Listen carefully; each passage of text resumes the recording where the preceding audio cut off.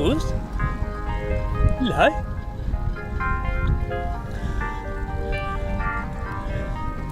Be careful on the road, Puss. G'day. Here I am contemplating air travel. I'm meant to go on this holiday coming up soon, cycle touring. You know, cycling's okay, but flying over there, polluting the environment, is not okay. I mean, I've been living off-grid in this house for 20 odd years. So I'm doing my bit for conservation. But then I'm going to get on an airplane, pollute the environment. Now the phone's ringing. Yes, I'll definitely be there. No worries, I'll see you there. Okay, thank you very much.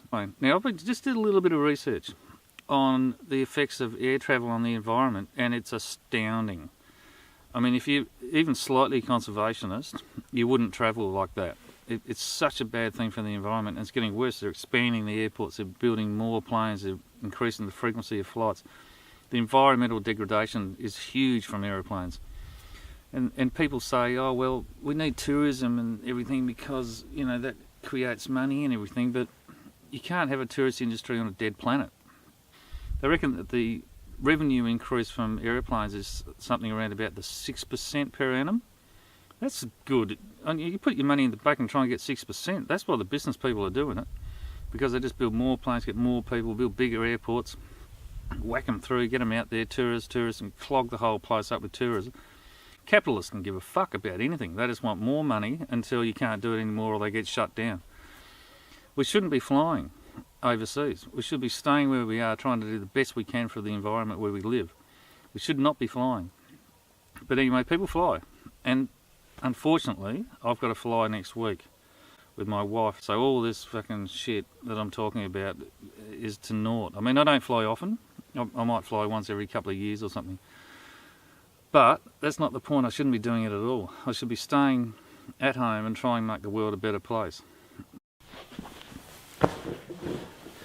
G'day. Right, this is 3 days later than the last bit because the memory card got full and it just cut out and I didn't get the rest of the incomprehensible rave that was going on at the time. So upshot is that I've got to fly to Europe next week with my wife and some friends going cycle touring. Now I like riding a bike. I think it's good for your health, it's environmental, but I've got this horrible thing about flying. It's not just the fear of flying, which I don't particularly like doing. It's been cramped up. It's also the environmental degradation to the planet that goes on by flying. It's way too cheap. You know, some people say it's not cheap enough, but it's way too cheap. Look at the facts. I mean, I've been looking at Wikipedia and just checking the microphone's working yet. And there's an incredible amount of information on there why it's so bad for the environment. So I'm going to go through those in a minute. But see, the trip is like, I mean, people like to travel. I don't particularly like to travel, but I'm having to travel because my friends are going and Annabelle wants to go on her long service leave to Europe, so I'm going along to help her, I suppose.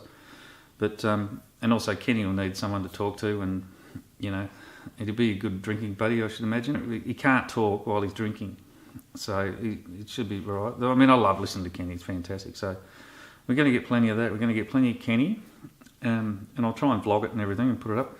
But we'll see how we go. But anyway, this is flying business. I mean, it's so cheap to fly, and it's so polluting. It's incredibly polluting. I call myself a conservationist. I ride my push bike wherever I can, but then I've been dragged off to this trip to Europe, and I'm not really happy about the effect on the environment. I mean, all that stuff goes out the window if I get on an airplane and fly. So I'm not very happy about this. As it stands now, there's no way that the big airline companies are going to reduce flights or reduce their business model or stop making more planes or bigger airports or having more flights and people and seats and money. There's just no way it's going to happen. And even on environmental grounds, all these different meetings and things around the world, Paris and Kyoto and various things, Copenhagen, they just cook the book so it looks like it's not being as bad as it is, but it is bad. And the only way I feel that we could do anything about it is to fly less. I'm going to fly less. Well, not next week because I'm going to fly, but after that, I don't think I'll fly again. And I reckon there needs to be things in place that reduce the incentive for people to fly. Green Giant, one of the most environmentally advanced aircrafts out there. The spin's based on the maximum capacity of the actual configuration, about 850 economy passengers. In reality, it's around 525. This is because of first class and business class passengers, so they don't have economy seats through the whole thing. So that is a bit of a thing. 8.3 million people fly daily. 16.2 billion gallons of fuel during 12 months between 2013 and September 2014. So here we go, a report says that aircraft could generate 43 gigaton of carbon pollution by 2050, consuming about 5% of the remaining global climate budget.